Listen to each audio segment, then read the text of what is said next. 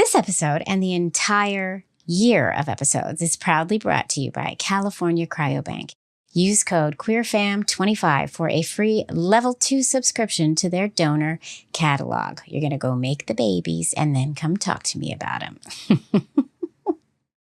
Love is love on the Queer Family Podcast. Love is love.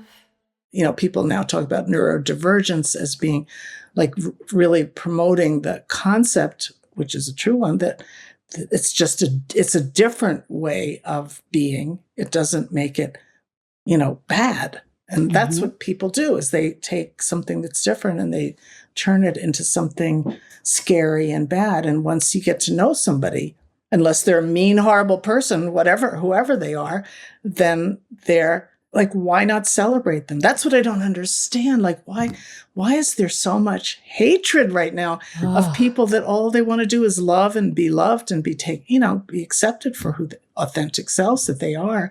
That's what everybody wants. So what, there's plenty of people, if you want to hate people, there's people causing, violence and horrible things in the world, all over the world, including our government. And,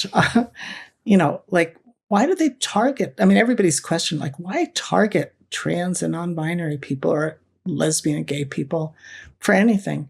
Welcome, y'all, to the Queer Family Podcast, the show all about family, but with gay. The show that highlights, celebrates, uplifts, and normalizes LGBTQIA plus families in all of our beautiful identities is here for another episode this week. Because, y'all, it's the Pride Extravaganza, which means not only are you getting one episode of Queer Family goodness per week, you're getting two, one on Monday and one on Thursday, because it's Pride Bishes, and we get to celebrate, and we should celebrate, and we need to amplify our voices and our lives and our relationships and our love and our families to the rooftops. Can I get an amen? And so today's episode is a really special one. I interviewed this person back in season 13, in episode 2. The episode was titled, What DeSantis Fears. And it's all about the work and the activism and the pure badassery this person has brought to the world for the past 30 years. It's Peggy Gillespie. I recently got reacclaimed with Peggy at the Family Equality Gala, where they were honoring her for her years of work for the LGBTQIA community.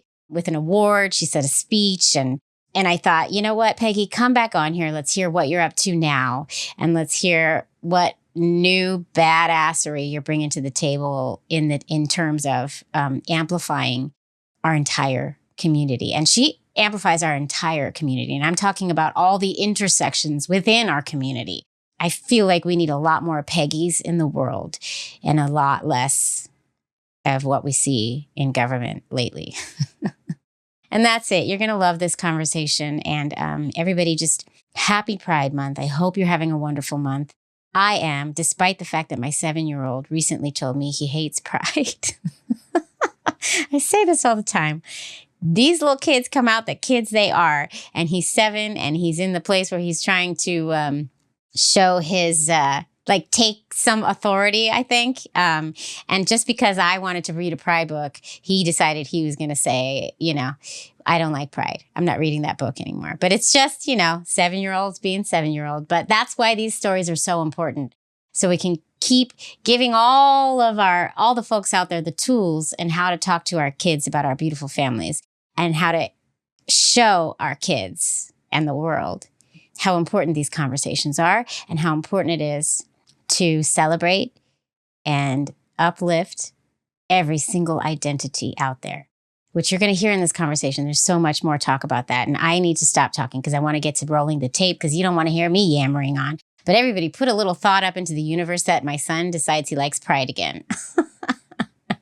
Because it's a big deal in this house, as you can imagine. All right, Helen, Beulah, they're working on Orion too, my fake assistants. They're working on the 7-year-old to get him to like Pride too. They got Pride beads all over. They got rainbows all over the house. It's just crazy. They're not even real, but that's how I imagine they would be.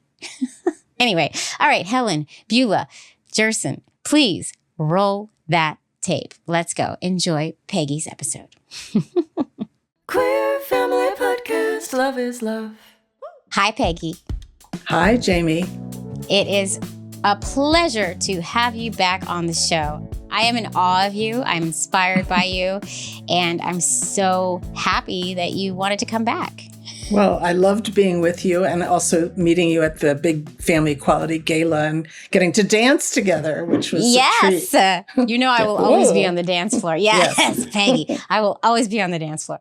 But okay, so let's just, because I want to go into the family equality honor you just had and all the things, but let's have our 30-second elevator pitch just to start us off. So the folks at home who didn't listen to your previous episode, and if you haven't listened to our previous episode, you need to go listen to it right after this one, because it's a good one, can know who you are and why you're here talking to the Queer Fam Squad.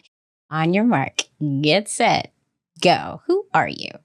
Hi, who am I is the real question, to be or not to be. So I'm Peggy Gillespie. I created something called Family Diversity Projects, a nonprofit 30 years ago when I was young and had brown hair.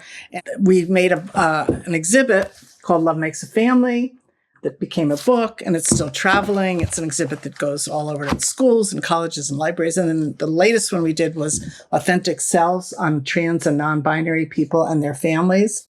And so what I do is I run that project. I try to raise money for it. I try to get it into every possible school and library and workplace and house of worship and corporation and try to have a life. And I also am the mom of a grown child who's queer, and I am in a partnership with my partner, Jill. So that's who I am. Yeah. That's amazing. You got it all in. You did go slightly over, but I get it. You have a lot to get in. Yeah. You have a full life that we have to talk about. And you are such an advocate. Like, you are really a change maker, Peggy. And it's inspiring to hear of all of the things you've done just on your own, just because you had a personal mission. That's what it feels like.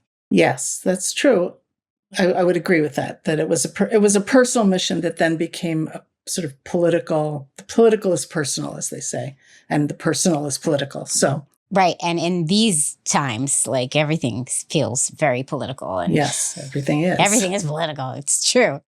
So I just reconnected with you. So I interviewed you a couple years ago for one of our Pride Extravaganza. You're back in the Pride Extravaganza, by the way. Oh, well, that's good. I always like extravaganzas. Extravaganza. Oh. You have to kind of, you have to sing it. Yeah, you're back in this extravaganza. But the last time I interviewed you, you were doing all this amazing work and you have had this amazing life. But you didn't get you hadn't gotten the accolades that you just got. So I reconnected with you. I ran into you at the Family Equality Gala in New York City, and you were being honored, Peggy. They honored you. You got an award.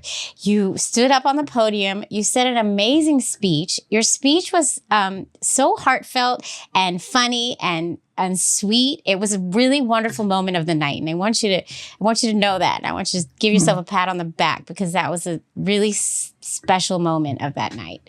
Oh, thank you. Yes. I will admit that lots of people said that. And like one of the guys that organized the gala said, you were the star of the night, and that I danced. Like, I got up there, Bill T. Jones had introduced me, and he was sitting with me, and I said, dance when you get up there, and he did.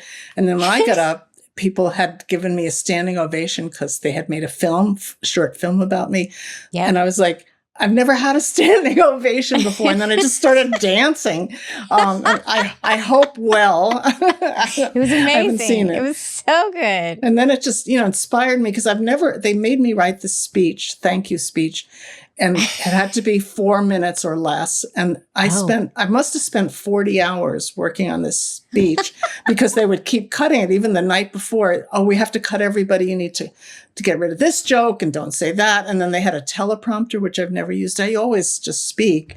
And I've never used a teleprompter. I've always wondered what it's like. It wasn't so bad. I mean, it gave me the framework. I could see it and stuff. But then I just had to add in a few of the things that they had made me cut. And it did come out of my heart, because I was so grateful. Some people are like that fake humble thing, like, oh, I don't really deserve this. Well, I felt like I've worked really damn hard to try to do this, not because I wanted an award, but because I want to change things. I want people to love everybody, simple little thing like that, and accept everybody and celebrate everybody. But I felt like, wow, I'm 77 years old.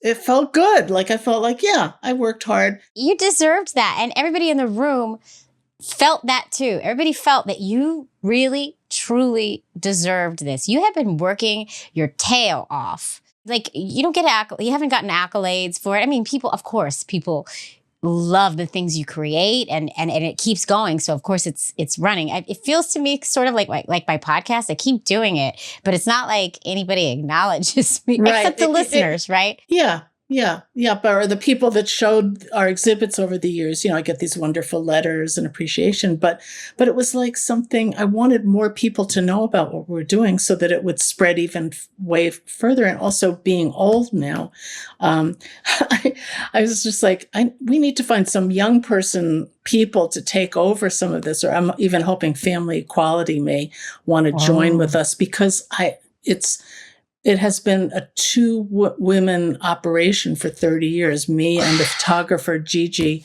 Kaiser, who still at 81 packs these 100-pound boxes and gets UPS to ship them and organizes all of that. And then I do everything else, the fundraising and the scheduling and all that. But we've just done it.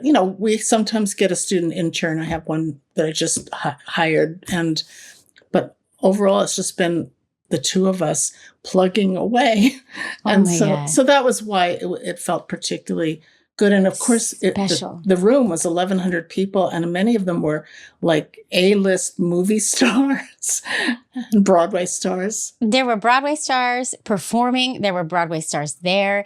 Kelly Ripa and her husband, I should know his name. Kelly and Mark were there. Yes. I saw her. She walked past me and I said, I don't watch the show, but I know she's on that. I said, she walked past me. I go, I'll see you in the morning, Kelly. You're right. No, it was so weird. Like, it was like these people. I know Jessica Lange walks in and says, congratulations, takes my hand. She loved to talk. It was like Jessica Lange's been a hero. But the one person that I most connected with there, who I hope will help, because she offered to, after my speech, Katie Couric beckoned me over. And I think she's won an award from Family Equality. She has done a lot of work with trans issues, and I just heard her interview with Laverne Cox. Anyway, she brings me over, gives me a big hug, and says, I want to help you promote your work. And I'm like, great. I really, that would make all the difference in the world. And then I happened to, this is just a personal story, is like, we were holding hands, and I said, I just want to tell you, I was a first year and second year's housemate of your sister, Emily.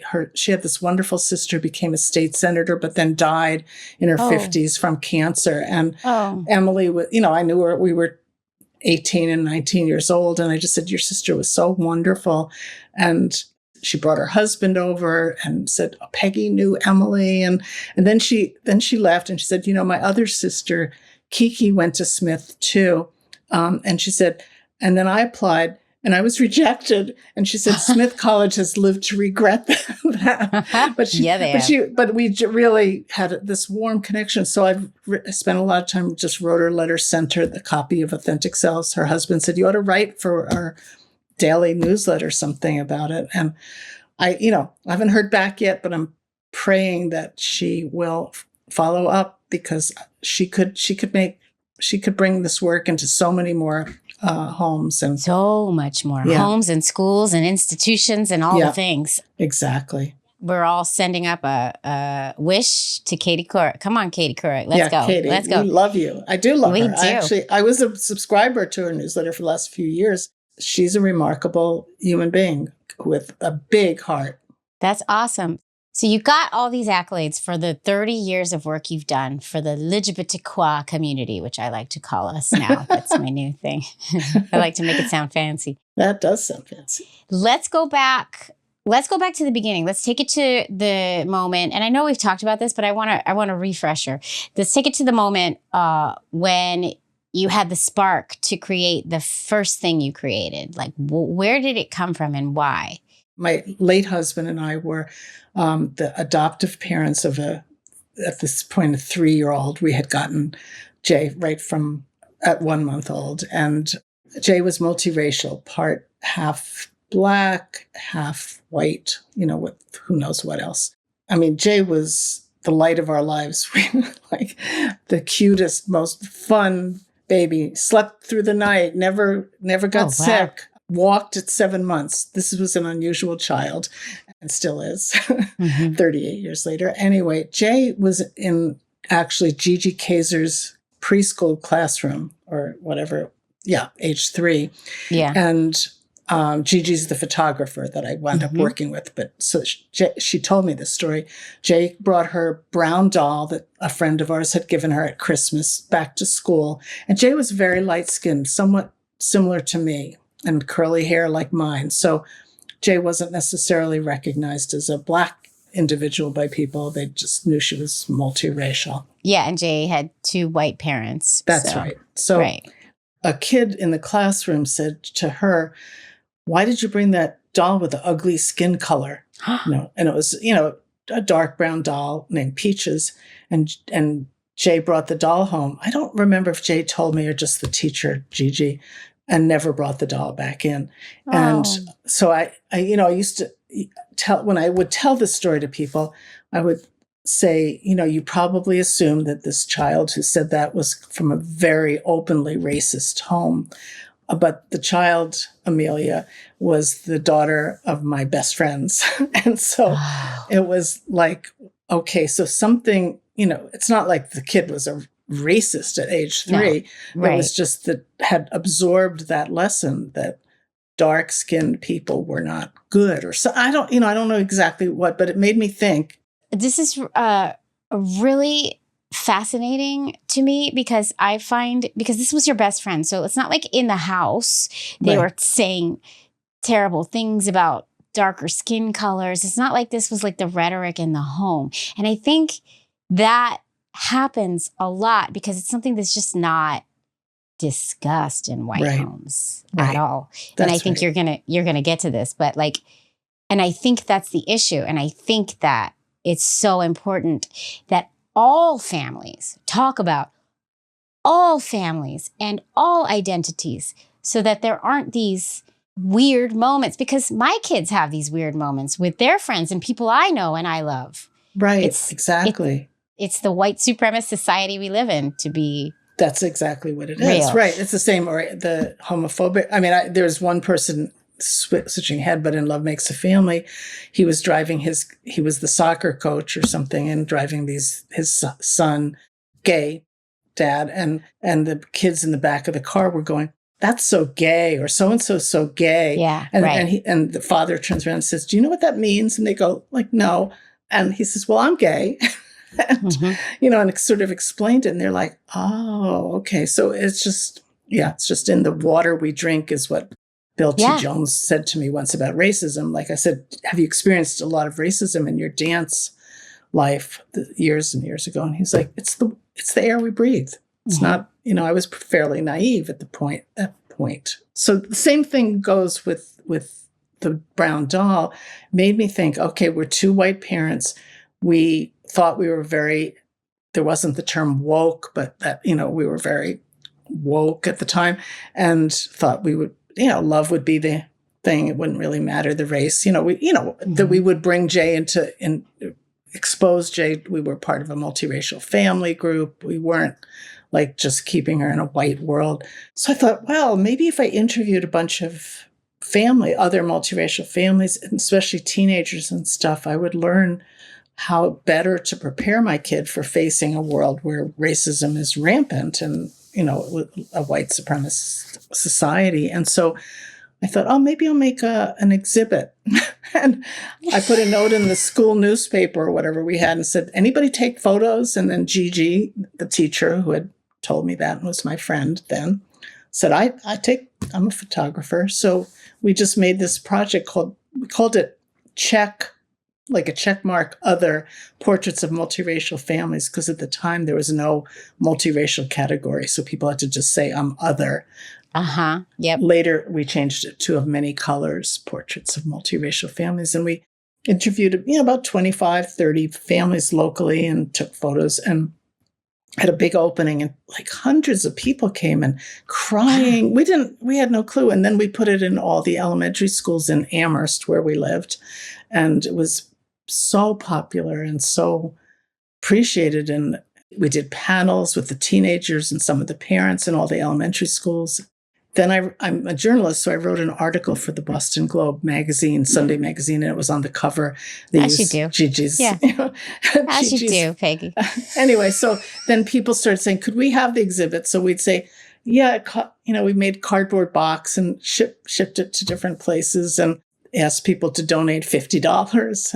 And that's where it began. We weren't Family Diversity Projects yet because I didn't really know what a nonprofit was until I learned we needed some grant money. And just from a spark of seeing some inequity, in your kids' class, it became this huge, and now 30 years later, it's a huge movement. And the thing that is also striking to me is that it's still needed. Yeah. That we do feel like we have come so far, and we have. Right. To be clear, we have come so far. But when you think about the fact that your work is still so needed, it is really eye-opening, to see how much we still very much need it and how much work it takes to just chisel away one little tiny facet of the inequities in our society. Yeah. Yeah, that's exactly right. And the sad thing, I thought I'd be out of a job long ago. We made 8 different exhibits, but it seems like we're always needed. And then people are still booking the Many Colors one.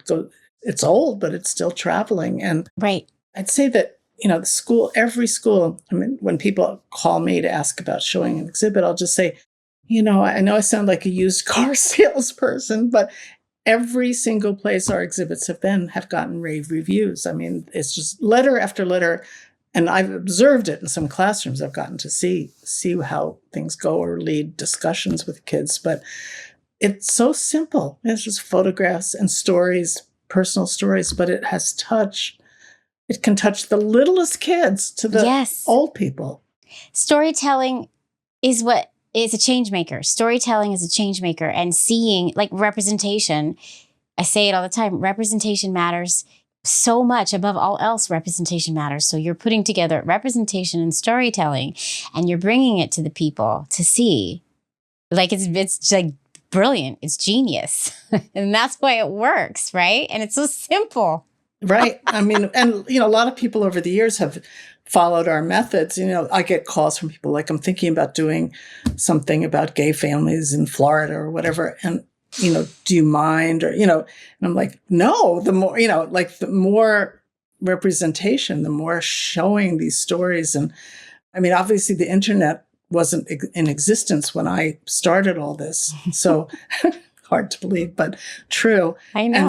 And so these were the ways, again, it's like books are good because people can hold them and keep them in their houses. People have told me the Love Makes a Family book changed their lives. They saved their lives. Some grown up people that got it when they were teenagers. But going into your school, in particular, school or church or temple or anything, and seeing families that are like yours, or learning about families that are all kinds and learning about respect, because most of these kids from LGBTQ families, never saw those images on their school walls or never got it. It wasn't talked about. And now, of course, with all the censorship and anti-quote DEI, diversity, equity, and inclusion, a lot fewer people are going to be able to, kids particularly, and teachers, be able to learn about these kinds of families. It's really important. And I got my kids' elementary school to put up stuff for Pride Month. Like it took my daughter, we were on the bus to school one morning and it was June and we're looking at all the Pride decorations throughout the city. I live in New York City, so there's a lot of, and this was years ago when corporations were like really all about decorating. They're not doing it so much this year, and we're looking at the decorations and noticing the rainbows. And my daughter turned to me really sad and said, "Mom, how come my school doesn't decorate for Pride?" And I was like, "Oh, well, do you want them to?" It's at their school's in Chelsea, by the way. Oh, and she was like, "Yes, I do." And so we wrote an email to the principal right then and there. And then shortly thereafter, there was a flag up, right? And then every year now they put the flag up and they put some like little flags around the school. And there's like a teeny tiny section of LGBTQIA family books in the library that's like hidden in the back. And that's the extent of it. That's what they get. So my kids don't see their families represented at their school, even though there are a lot of same-sex families at our school. Like we're in Chelsea. Yeah. There's a good number of us. But I think the teachers do their best to kind of weave it in. They're good with it, but it's not in the overall kind of, I don't want to say curriculum, but I can't think of the right word, but it's not in the air they breathe. Right. Yes, right? Exactly. Yeah. And it's even like, like the flag they had outside the school that is hung up outside the school is outdated. So I brought new flags to the principal the other day. Like, here you go. This is an updated one, But it really is like, it's taxing a little bit, right? And so that's why work like yours is really so important, just to kind of wake everybody up, not to make them woke, but just to wake folks up to see how important this representation is, I guess. Right. And being able to talk about it openly. I mean, now when our exhibits go into schools, or I think we created a whole bunch of curriculum over the years. So you should bring one of our exhibits to your school in Chelsea, seriously. And I've wanted to, and our school is not, it's like pulling teeth just to get the flags up. Not even kidding. It's really interesting. We'll be right back. Queer Family Podcast. Okay, as we all know, and as we've been talking about in this here episode, families are created in so many beautiful ways. And one of those ways is by using donor sperm. And if you're thinking about starting your family the donor sperm way, I have a promo code for you at California Cryobank. California Cryobank has been lovingly helping and serving the LGBTQIA community for about 50 years and counting. And they offer wonderful resources to our community to help us on our family building journeys. I used California Cryobank to create my family, and I, of course, am extremely happy with it.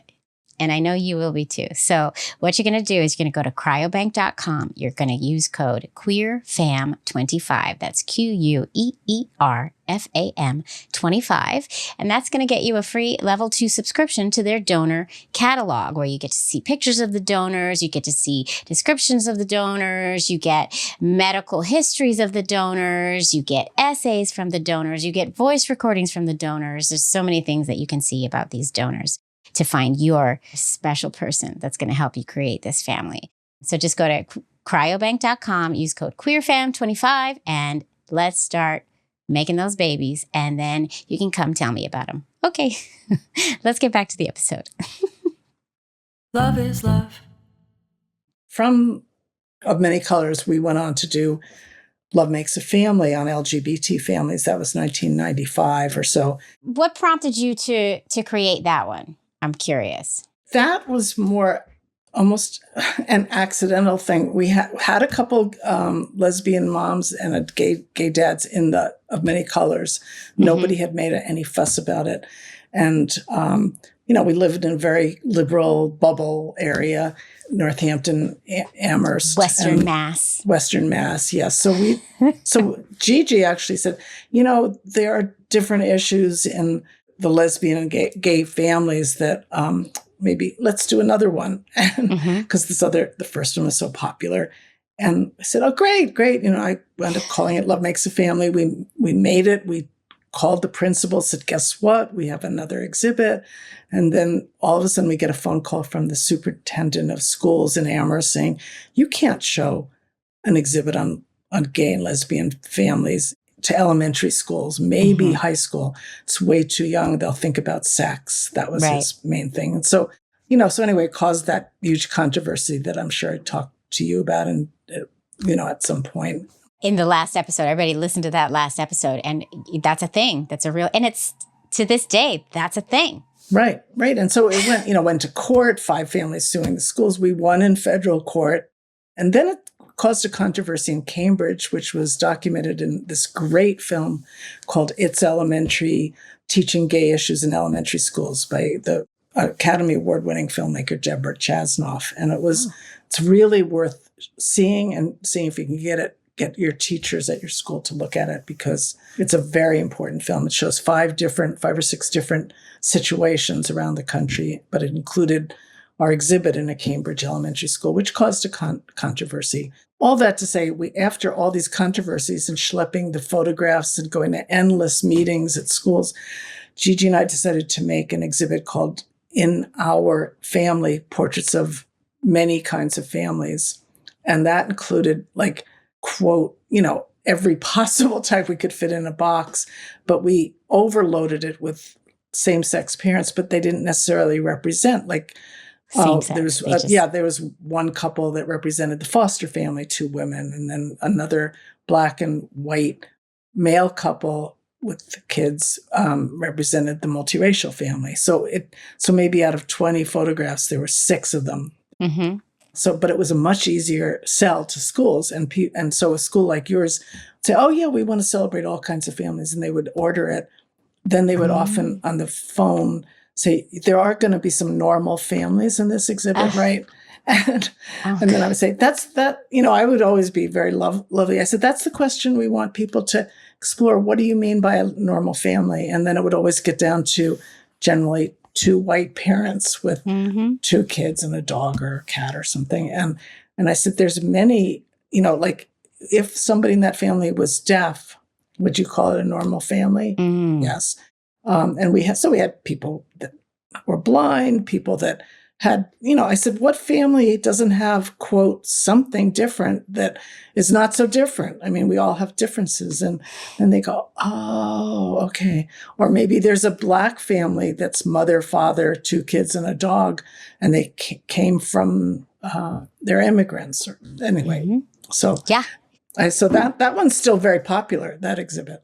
That's great. And this is why you're the bomb, Peggy, because you found ways to make sure that everyone was represented. When you knew that certain communities might push back on certain things. But what does normal mean? I love that. What does normal mean? We had Authentic Selves on trans and non-binary people at a local, it's a Jewish day school near me. So they asked me to come and talk to the kids. So they had the exhibit all over the library, and they were 3rd, 4th, 5th, 6th graders who came. And I asked that question, what does normal mean to you? And these were very, very smart kids. I never hardly had to say another word for my whole talk. I hate the word normal. We're all normal. We're all unique. It doesn't, and on like that. Or, then I'd have another little kid saying, my mom's trans and I'm non-binary. And they're, 8 or 9 years old. And I'm totally accepted here. And everybody uses they, them pronouns. And then another one would, no, me, I'm also non-binary. And it was it just went off from that question that there's nothing, that normal means all of us. We're all normal people. So even, people now talk about neurodivergence as being really promoting the concept, which is a true one, that it's a different way of being. It doesn't make it, bad. And that's what people do, is they take something that's different and they turn it into something scary and bad. And once you get to know somebody, unless they're a mean, horrible person, whoever they are, then they're like, why not celebrate them? That's what I don't understand. Like, why is there so much hatred right now of people that all they want to do is love and be loved and be be accepted for who the authentic selves that they are. That's what everybody wants. So what, like, there's plenty of people, if you want to hate people, there's people causing, violence and horrible things in the world, all over the world, including our government. And, like, why do they target? I mean, everybody's question, like, why target trans and non-binary people or lesbian and gay people for anything? I mean, same as racism, because there's melanin that's different in your skin. Right. It's weird to me. I've never understood it all these years. It's more baffling to me. And that's why everybody needs a little dose of Peggy Gillespie, because everything you say is so true. And I'm one of the woke people who 100% fully agrees with you. Right. And to think that there's anybody who could disagree with you, Peggy, is mind-boggling. I just feel like if only the powers that be were, like the media, were to take this message and to take things that you create and things that other queer folks and all the marginalized folks of the world create, this world would be woken up. Yeah. And not to say they'd be woke, because everybody can have their own opinions and their own whatever. But it would wake us up to understanding that humanity is humanity. And it's all normal and it's all unique, just like what you're saying. And we need to celebrate the differences in the normalcy. Right, exactly. And why, somebody, I don't even like to say his name, but, the horrible leader, evil, says there's only two genders. Well, and it's like, excuse me, that isn't, science. I mean, not that they care about science, but it's just like, it's, everybody always says that if you're left-handed, well, that's not, quote, normal in terms of it's percentage-wise, or you have red hair, that's not percentage-wise equal to people like brown or gray or whatever. But it exists. Yeah, exactly. And there are many intersex people. There's people, and so what if somebody, like they say, well, it's just something, it's like they're choosing this, or they can. I remember when Love Makes a Family first went into actually my kids' school, there was a very nice family, very religious, who said to me they were worried that their 5-year-old, who was in the preschool there, or kindergarten, would see the exhibit and become gay. Like, and I'm like, let me tell you, like, that is not how it works.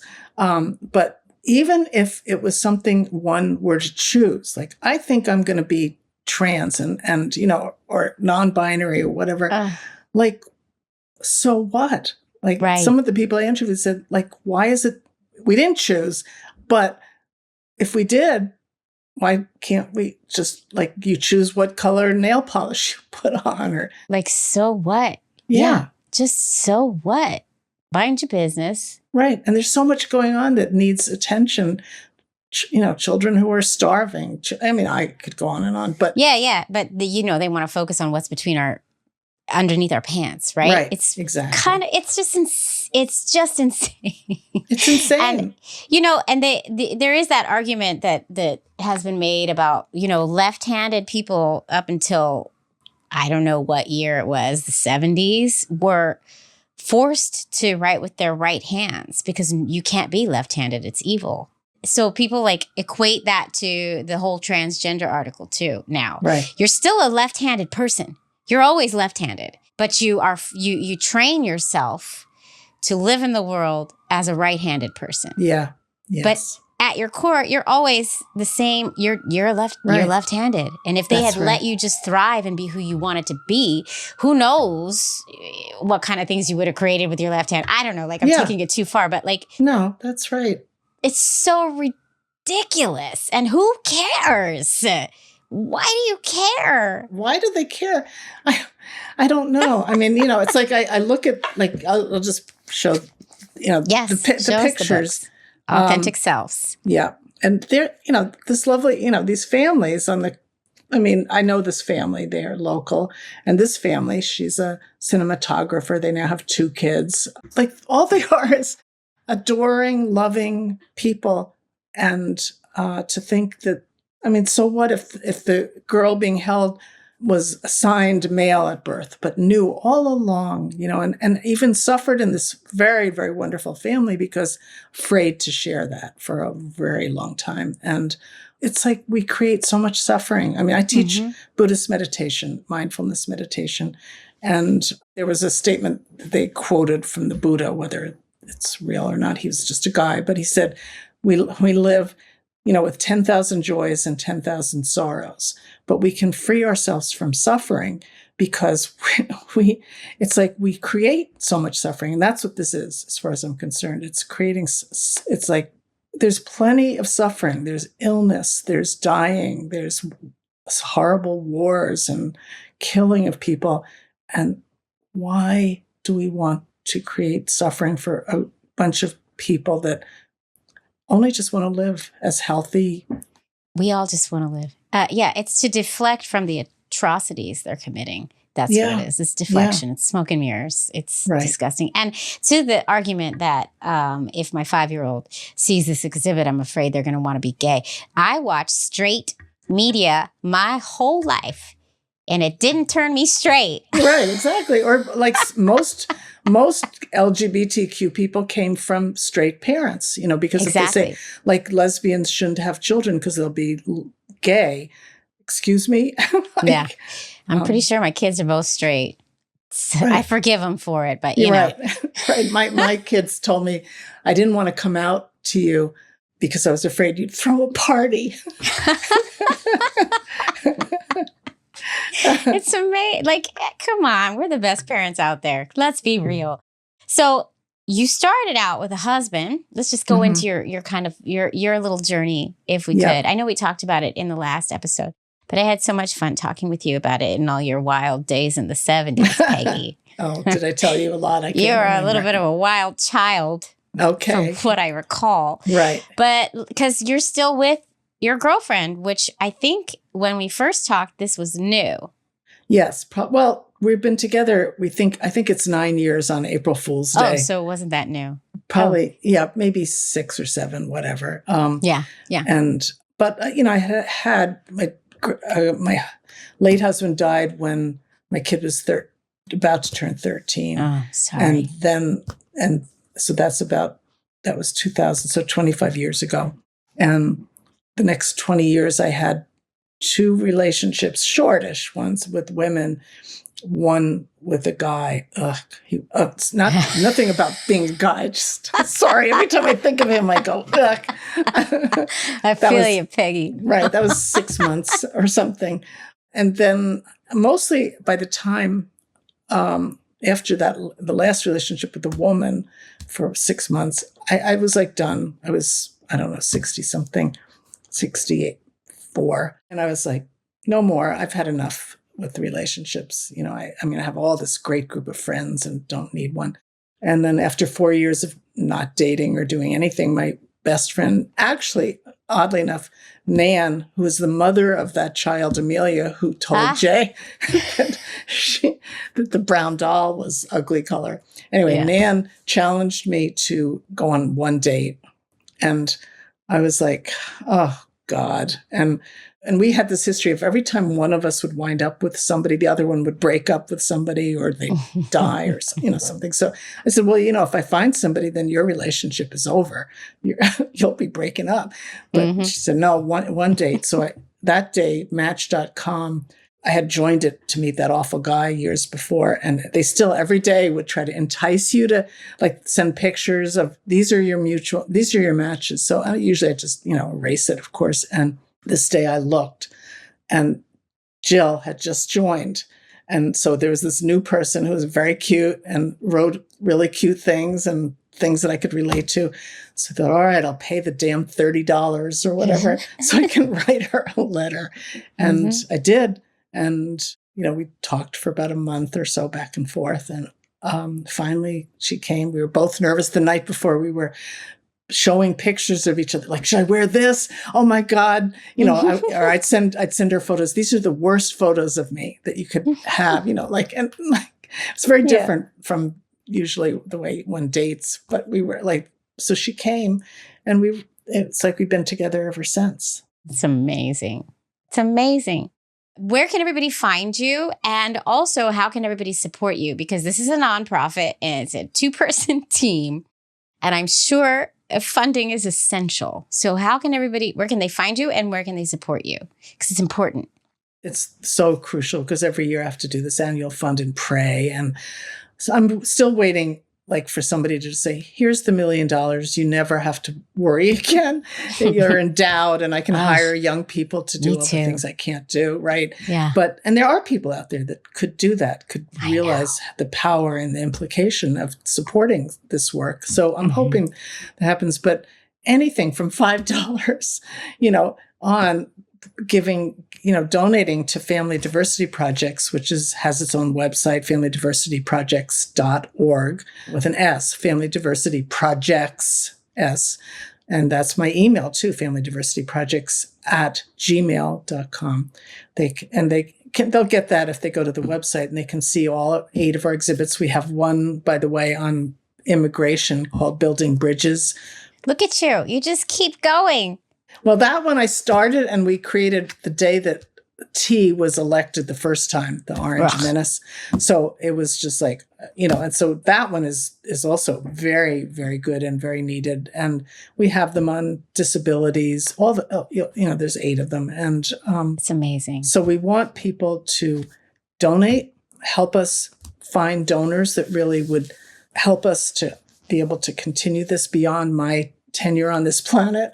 And and then we also need people who will bring the exhibits, spread the books. Let's say, if you can imagine, you buy your copy of Authentic Selves, you give it to a friend as well who could use it, or you give it to your school library. But what if you bought 20 copies, if you had the money, and sent it to some politicians? Whether it's sending them to people who already are aware, like AOC, but saying, spread this word, or, Sarah McBride.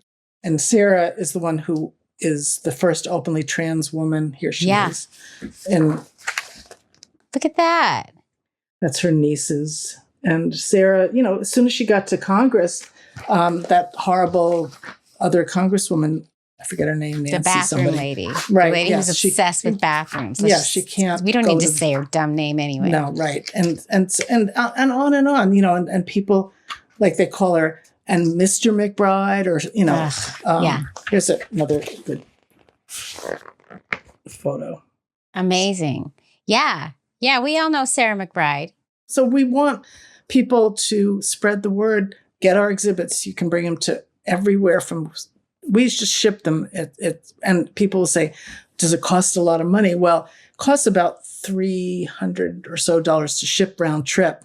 So we ask people to cover that and then to make a donation. Now, some people, we have private schools give $2,000, $3,000 for a month of the exhibit. We have a little church that might do a collection plate, send us $500. We have another public school that has no money, and we subsidize the shipping. So we never turned anyone away based on finances, but we just, of course, hope that we make enough money and get enough donations so that we can keep that policy going forever. So that, if, let's say your school say, well, we'll show the all family exhibit, we'll do that.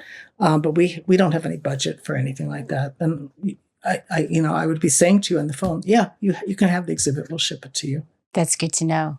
Everybody needs to reach out. I want to send the book to all the members on the school board that have recently introduced some anti-trans stuff, which is crazy in Chelsea, Chelsea. I can't. It's hard to believe. Just send them to the High Line, and maybe they'll see enough diversity. I mean, it's insane.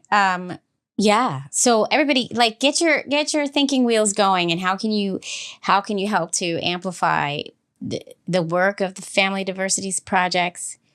And we're updating Love Makes a Family, which we've just done to be, because we did it in the 1990s, and we're adding families from Authentic Selves and from We Have Faith LGBT clergy exhibit. So we're trying to make it come right up to the present. And somebody at that gala said to me, we talked for a long time, said, I'm going to fund your next book. I don't have the money, but I'm going to get the funding.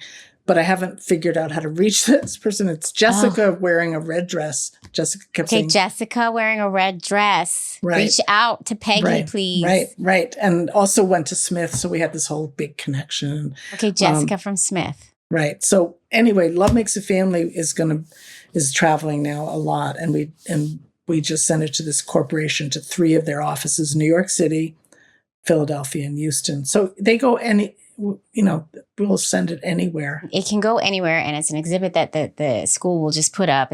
It's simple, I'm sure. I just put together the book fair at my kids' school. I just helped out to open it all up and put it out. It's very simple. I'm sure yours is just like that.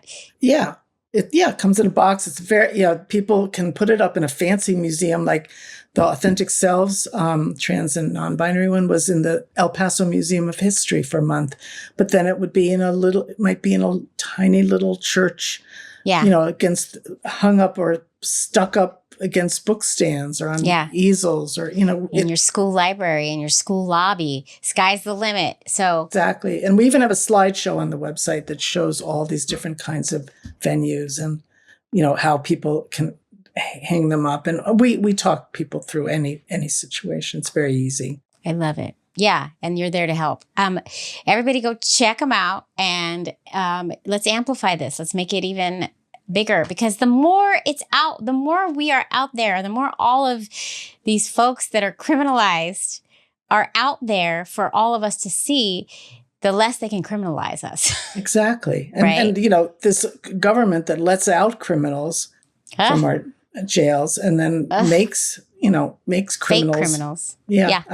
It's got to stop it. Get out on the streets, do whatever. Everybody's got to do something.